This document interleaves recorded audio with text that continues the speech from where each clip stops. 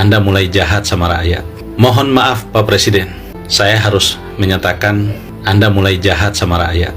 APBN dialihkan ke Dana Tara hanya untuk membiayai proyek hilirisasi sebanyak 21 kurang lebih, yang nilai anggaran yang diperlukan di atas 400 triliun lebih, mulai dari hilirisasi gas, besi, nikel dan lain-lain, dan itu Anda prioritaskan. Sementara CASN dan P3K Anda undurkan pengangkatannya di tahun 2025 dan 2026. APBN Anda gunakan untuk membiayai proyek-proyek strategis. Mohon maaf, sekali lagi saya katakan, yang menguntungkan pejabat-pejabat yang ada di lingkungan sekitar dan kebijakan yang dibuat oleh mereka. Menguntungkan mereka. Bisa jadi Anda pun diuntungkan Pak Presiden.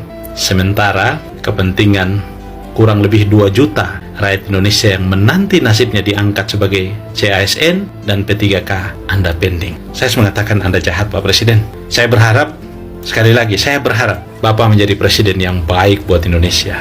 Sudah cukup 10 tahun Pak Jokowi memberi contoh presiden yang buruk sepanjang sejarah kepemimpinan di Indonesia. Karena itu saya berharap Anda bisa menjadi presiden yang baik. Betapa sadisnya kebijakan ini. Karena kenapa?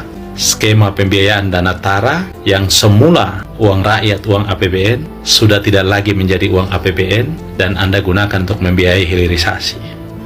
Semestinya Pak Presiden, proyek hilirisasi ini gunakan saja skema pembiayaan swasta dan libatkan investasi asing. Biarkan APBN bekerja dan membiayai kepentingan rakyat, Pak Presiden. Kita tidak mendesak kok. Gas, besi dan lain-lain itu tidak mendesak, tidak menyentuh kebutuhan rakyat Pak Presiden. Yang mendesak itu lapangan kerja Pak Presiden. Yang mendesak itu makan hari-hari Pak Presiden. Yang mendesak tuh kesehatan gratis Pak Presiden. Yang mendesak tuh pendidikan gratis Pak Presiden. Yang mendesak itu putaran ekonomi Pak Presiden, agar daya beli masyarakat meningkat Pak Presiden. Itu yang mendesak Pak Presiden.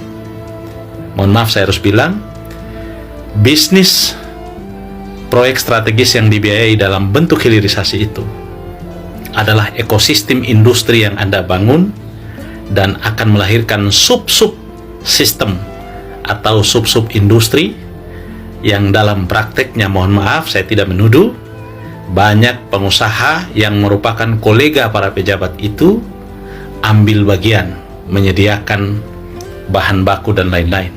Dan mohon maaf, kebijakan itu hanya menguntungkan pejabat dan sekitarnya. Padahal negara bisa menggunakan mekanisme pembiayaan dengan cara lain tanpa membebankan itu kepada rakyat, tanpa membebankan itu kepada APBN. Sayangnya APBN yang tadinya masuk dalam keuangan negara sudah Anda pindahkan ke Dana Tara dan kemudian membiayai hilirisasi. Pertanyaan saya kalau mangkrak, siapa yang tanggung jawab Pak Presiden? Sementara itu bukan lagi kerugian negara. Disinilah yang saya katakan kejahatan kebijakan. Kita mau seperti apa Pak Presiden? Saya berharap Bapak Presiden bisa menyadari ini dan mengevaluasi kebijakannya untuk perbaikan Indonesia ke depan Pak Presiden.